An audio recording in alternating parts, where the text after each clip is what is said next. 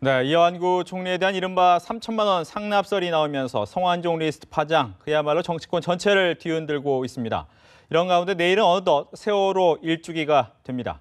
정치권의 주요 이슈, 김철근 새정치전략연구소장, 장성호 건국대학교 행정대학원 국가정보학과 교수와 살펴보겠습니다. 어서 오십시오. 네, 안녕하세요. 안녕하세요. 조금 전 이완구 총리의 대정부 질문에서의 말을 모아봤습니다. 네. 제가 개인적으로는 가장 충격적이었던 것은 목숨을 건다라는 발언이었던 것 같은데 그 발언 어떻게 들으셨습니까?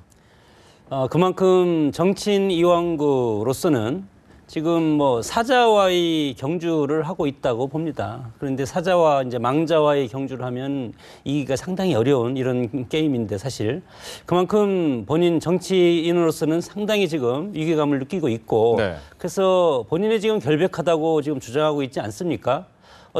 앞으로는 이제 이것을 법정에서 입증도 해야 되고 법원의 판결로서 이것이 가려질 가능성도 상당히 많고 오랫동안 지리한 법정 싸움이 있을 수도 있는 이런 아주 대형 스캔들인데 이거에 대해서 총리로서 또는 개인 정치인으로서 지금 자신의 결백을 강한 어투로서 주장을 했다 이렇게 보는데 사실은 국정의 제2인자 총리로서는 너무 강한 어투로서 공적인 자리에서 얘기한 측면도 없지 않습니다. 네. 굉장히 문제가 있는 발언이라고 저는 생각합니다. 이게 개인적으로 기자들한테 기자간담회에서 얘기하는 것도 아니고요. 출퇴근 때 기자한테 간단하게 코멘트한 것도 아닌 그야말로 국회 대정부 질문에서 의원의 답변에 대해서 그렇게 발언을 한 거 아닙니까? 이건 어찌 보면 국민들에게 본인의 방금 우리 장 교수께서 말씀하셨듯이 본인이 결백함을 주장하는 것도 있겠지만 네. 다른 한편으로는 협박성 발언으로 좀 들리기도 하는 이런 측면이 있고요. 두 번째는 사실은 지금 그 망자가 그런 얘기를 했지만은 관련 증인이나 증거나 이런 게 전혀 나타나고 있지 않는 상황이잖아요. 예. 그런 상황에서 추후 어떤 검찰 수사나 법원의 어떤 재판 과정에 영향을 미칠 수 있는 그런 발언이거든요. 세 번째는 지금 현직 총리입니다.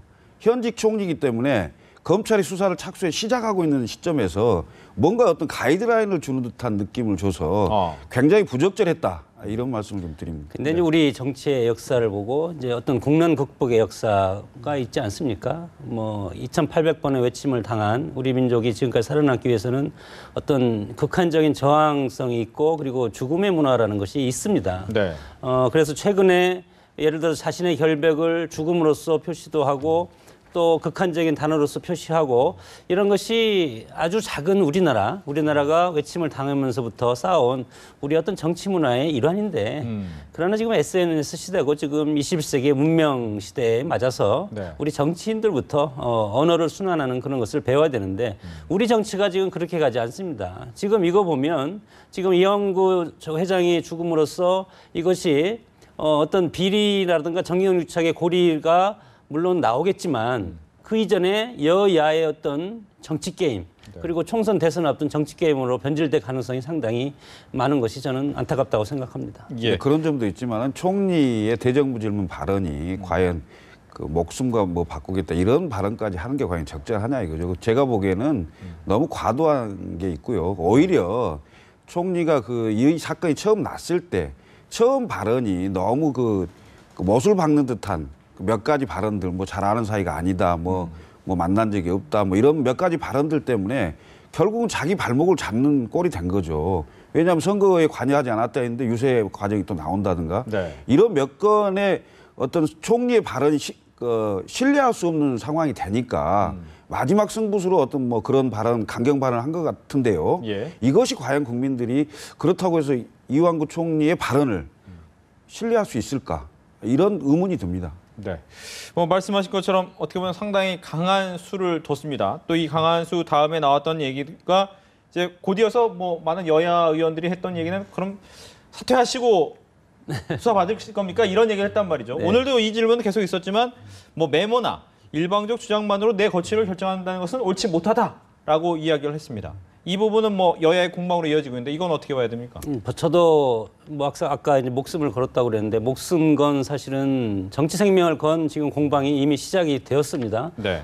그렇기 때문에 이완구 총리 본인으로서는 결백하다고 일단은 주장을 하고 있고 그것은 이제 법정에서 가려야 될 것이고 두 번째는 국무총리라는 것이 본인이 원해서 된 것이 아니고 국정의 최고 책임자인 대통령이 임명해서 국무총리직을 지금 수행을 하고 있고 네. 지금 검찰이라든가 사정기관에서 이완구 총리가 유죄라는 것이 드러난 것이 없지 않습니까?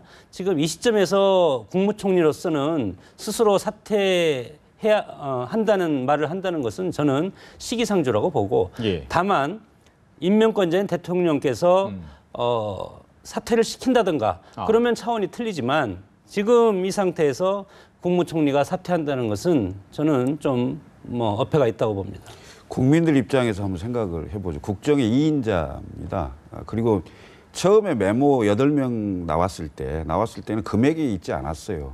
그런 상태에서 조금 더 한 걸음 나갔어요. 그래서 네. 3천만 원을 줬다 이런 설이 나오고 구체적으로 몇 월 며칠 몇 시에 어떤 상황에서 그다음에 어떤 경로를 통해서 전달이 됐다. 이런 얘기까지 나온 상태가 되거든요. 그럼 결국은 참고인, 그러니까 검찰 수사로 말하면 참고인 조사에서 피의자 조사로 넘어갈 수 있는 가능성이 높은 이런 상황이 된 거죠.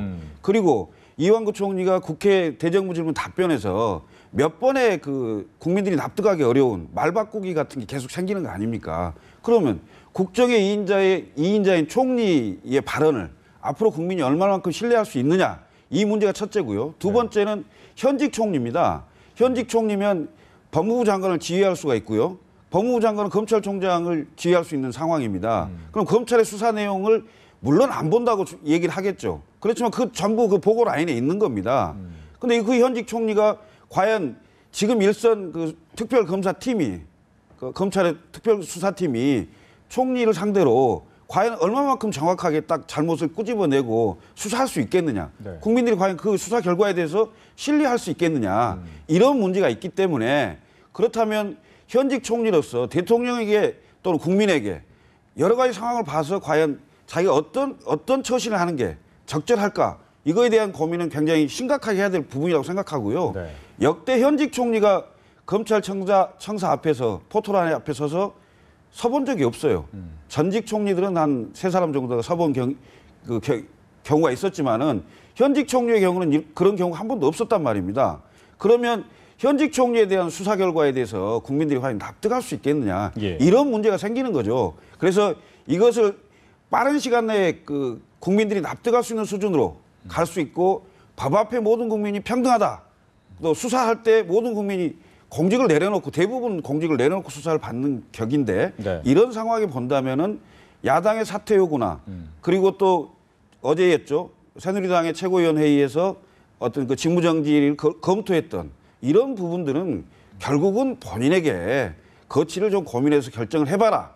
이런 압박 아닌가라고 생각합니다. 엄격한 법치주의 우리가 지금 가지고 있는 헌법화에서 여러 가지 형법도 있고 절차적 민주주의라는 것이 법에 의해서 엄격하게 진행되는 것이 법치고 지금 이것은 성 회장이 사망하면서 메모를 남기고 녹취를 하고 이래서 하는 드러난 입증되지 않은 주장만으로서 그러면 어떤 누구도 예를 들어서 대통령한테 내가 어떻게 했다 하고 나 죽고 그러면 그러면 대통령도 그러면 직무정지 해야 됩니까? 네. 그것은 우리가 엄연한 사법적인 질서가 있고 아니면 특검도 있고 그래서 거기에서 입증될 때 그러나 대통령이 임명하고 헌법적 질서란 정치 과정은 그대로 저는 흘러가야 된다고 봅니다. 예. 여기서 이제 이완구 총리가 오늘 했던 얘기 중에 또 고민이 될 만한 부분이 이 성완종 리스트 수사 자체가 앞으로 대단히 복잡하고 광범위한 수사가 될 것이다라고 이제 이야기를 했단 말이죠. 이 부분을 과연 어떻게 해석하냐도 여러 가지로 볼 수 있는 부분이 있습니다. 먼저 이야기를 해주시죠. 아니 일단 현직 네. 총리이기 때문에 지금 검찰의 수사 상황이나 이런 부분들을 뭐 직접 보고받지는 않았더라도 그 분위기나 상황이나 이런 건 다 알 수 있는 거 아니겠습니까? 이런 상황에서 결국은 지금 본인 자체가 피의자가 될 수 있는 상황인데 네. 검찰 수사의 방향이나 앞으로 어떻게 확대할 것이냐 뭐 이런 전망 같은 것을 내놓는 것 자체도 사실은 좀 부적절한 상황이죠. 근데 그럼에도 불구하고 이런 게 있을 수 있겠죠. 지금 이제 일단 8명의 메모가 있고요. 경향신문 인터뷰가 오늘 언론 보도에 의하면 검찰이 제출된 걸로 네. 있습니다. 그게 자료가 될 거고요. 그다음에 성완종 그러니까 회장의 최측근 5명에서 10명 정도를 지금 그 소환 조사하겠다는 거 아닙니까? 그럼 측근들의 증언이 있을 거고요. 그다음에 최근에 비망록이라고 얘기를 했지만은 성완종 전 회장의 일정이 최근 한 2년치가 공개가 된 거 아닙니까? 네. 이거에 덧붙여서 그 일정과 더불어서 실제로 돈이 건너간 정황이나 그런 기록들을 해놓은 또 다른 장부가 나온다면은 지금 뭐 이완구 총리가 대정부 질문에서 답변했듯이 이 수사는 누구도 예측할 수 없는 일파만파 굉장히 복잡한 상황으로 갈 수 있는 소지는 충분히 있는 거죠. 네. 뭐 이완구 총리라든가 거기에 이름이 있던 8명이 이유 여하를 막론하 정치적인 타격을 받는 것은 사실입니다. 예. 이것이 입증이 되든 안 되든 일단은 정치적인 타격을 받는 것은 불가피한 것이고 그거랑 정치적인 효과랑은 전혀 저는 새로운 시각에서 봐야 된다고 봅니다. 이것이 과거 우리가 빠른 경제 성장을 하면서 정경유착이라는 고리가 어제 오늘 일이 아니고 그리고 성완종 회장 케이스를 보면 초등학교 5학년 때 중퇴해서 굴지의 기업을 이루면서 정치 권력을 그동안 자신의 기업 성장에 상당히 이용해 왔고 그리고 기업과 관련된 여러 가지 기관장들을 로비를 통해서 기업을 성장시킨 사실은 어떻게 보면 우리가 빠른 압축 성장을 하면서 정경유착의 폐해의 단면을 지금 보여준다고 본 이런 시점에서 보면 네. 과연 30년 동안 기업을 일구면서 여야 주기적인 정권 교체를 했고 그리고 노무현 정권에서는 2번의 지금 특사를 받지 않았습니까? 이런 것들까지 어차피 우리는 지금 이 시점에서 특검까지 간다면 다 오픈이 돼야 된다고 봅니다. 그랬을 때 과연 이것이 누구의 잘잘못이 아니고 국민들 입장에서는 시간이 가면 갈수록 정치인 전체에 대한 환멸을 느낄 것이고 오히려 집권당 그리고 박근혜 대통령 입장에서 보면은 새로운 기회가 올 수도 있습니다. 이 기회에 정치자금에 대한 아주 새로운 혁신적인 그런 법을 만들어서 네. 앞으로 정말로 투명한 정치자금법을 만들면 적폐청산보다도 훨씬 더 큰 역사적인 업적을 저는 남길 수 있으리라고 봅니다. 알겠습니다. 먼저 누구도 용납하지 않겠다. 부정부패에 연루된 사람. 이건 어떻게 해석을 해야 됩니까? 뭐 역설적으로 성완종 사태도 적폐청산을 하면서 검찰이 들어가다가 지금 지금 상황이 발생했지 않았습니까?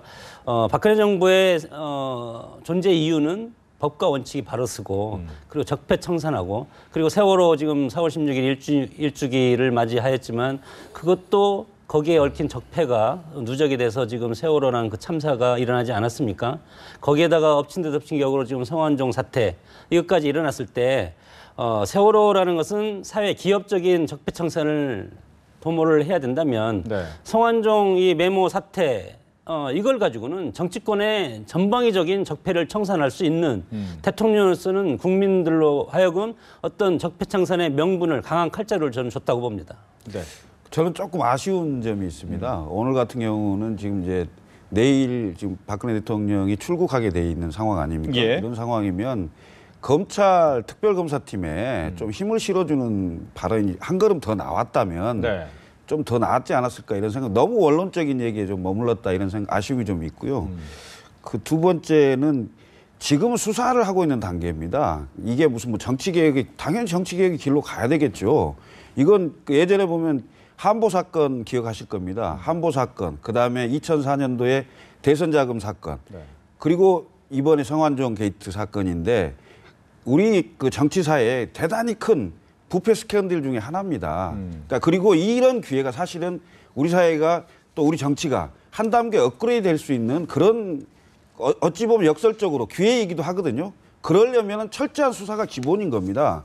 검찰이 일단 수사가 시작됐기 때문에 철저한 수사를 할 수 있도록 예를 들면 대통령이 나는 보고도 안 받겠다. 그다음에 수사팀 그 수사 의지대로 해라.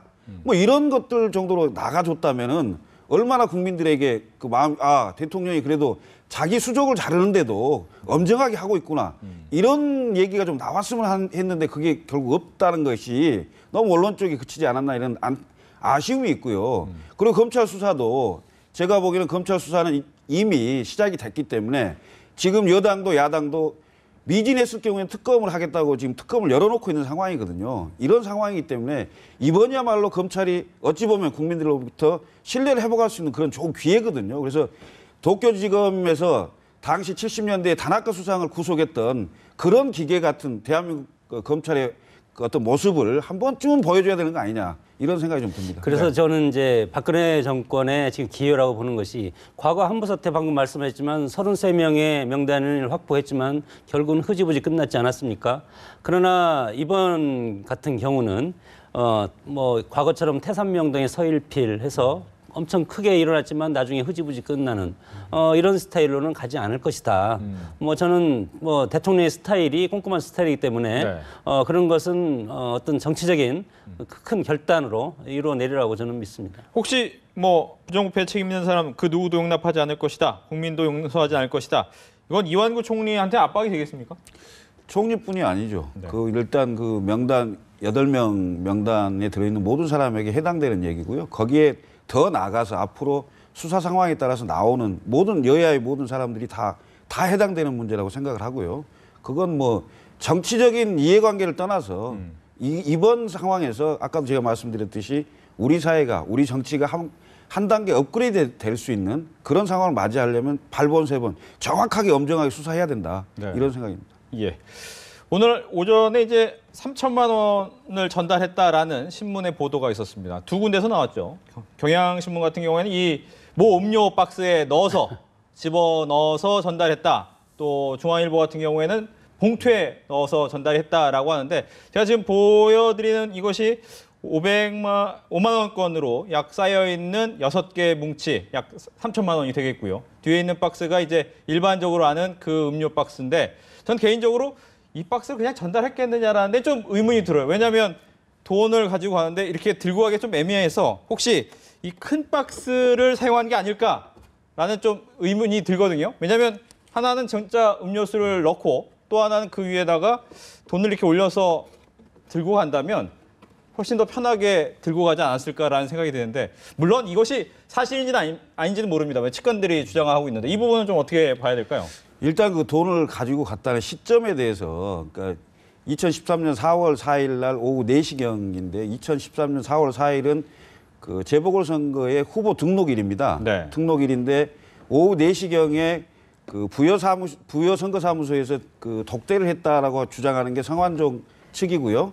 만난 기억이 없다라고 이제 얘기하는 게 이완구 총리 측 주장인데요. 제가 보기엔 정황상 보면 오전 9시에 일단 등록을 합니다. 네. 후보 등록을 하고 나면 언론사 기자나 지지자들이 와서 막 박수치고 이제 그 인터뷰하고 그럼 오전 상황이 거의 대부분 지나갈 거 아닙니까? 그리고 그날 오후 2시에 충남도청 개청식을 했습니다. 홍성에서 있는. 예. 2시부터 한 1시간에서 1시간 반 정도 한 걸로 보이는데 그러면 그 이후에 사무실로 복귀했다면 그다음에 이제 성환 복귀했다면 4시쯤 될 거 아니겠습니까? 4시 되는 상황이면 사실은 오전에 거의 대부분 많은 사람들이 왔다 가기 때문에 오후에는 그렇게 북적거리지 않아요. 이미 후보 등록을 하면 많은 사람들은 선거운동으로 나가기 때문에 그래서 저는 뭐 수사를 해봐야 알겠습니다만은 정황상 보면은 성완종 의원, 전 회장의 발언이 그쪽 측근들이 하는 얘기가 오히려 더 설득력이 있다 이런 생각이 좀 들어요. 네. 그리고 왜냐하면 인근 지역구 의원입니다. 인근 바로 붙어있는 인근 지역구 의원 서산태안이고 거기에 당시에는 현역 의원이었습니다. 현역 의원이 바로 옆에 지역구에 그 부여청양 그 재보궐선거에 이완구 총리가 출마한 상황인데 더군다나 경남기업 회장이었는데 그냥 갔겠느냐라는 게 있고요. 그냥 가지 않았을 그게 정치권의 통상적인 걸로 보면 그냥 가지 않습니다. 그리고 갔으면 뭔가를 전달했을 건데 전달했다면은 전달하는 과정에서 뭔가 대화가 있었을 거고요. 네. 그 대화가 어느 정도인지는 모르겠습니다만 그런 상황이면 이완구 총리가 지금 상황에서 기억을 못 한다는 것은 납득할 수가 없는 거죠. 왜냐하면 물론 이완구 총리가 하는 얘기처럼 수백 수천 명이 왔다 간 건 맞습니다. 예. 그럼에도 불구하고 인접지역구 국회의원이 온 것을 기억을 못 한다. 이것은 저도 출마를 많이 해봤습니다만은 우리 장 교수님도 출마를 해봤고 그럼 뭐 당시에 그런 상황이 되면 네. 유력한 사람들이 오는 사람들은 대부분 기억을 합니다. 알겠습니다. 근데 이완구 후보 같은 경우는 건물입니다. 그리고 들어오면 여러 가지 뭐 청와대라든가 총리라든가 여러 가지를 할 수 있다는 그런 풍문도 많았고 벌떼처럼 정말 저도 선거 캠프 많이 다녀봤지만 미어터지게 사람들이 많이 있었기 때문에 그것은 우리가 인정을 해줘야 될 것 같고 뭐 이런 걸 가지고 오면 우리 선거 캠프에 가보면 기부금품 내역서가 있지 않습니까? 다 기록을 하게 돼 있습니다. 네. 그럼 그때 이 음료수 박스 성완종 한 박스 기록이 됐는데 일단 한번 좀 찾아봤으면 좋겠고 뭐 기록은 했지 않았을지는 모르지만 네.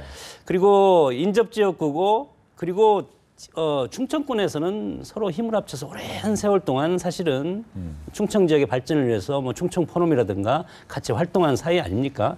굳이 그때 가서 돈을 줄 필요는 저는 있었겠느냐? 네. 저는 그렇게 좀 회의적으로 저는 보고 싶습니다. 알겠습니다. 원래 선거에 네. 출마하면요, 그 개소식을 하거나 그다음에 후보 등록일에 대부분 눈도장이나 인사를 하러 가는 거거든요. 네. 그게 관행이고 관례입니다. 알겠습니다.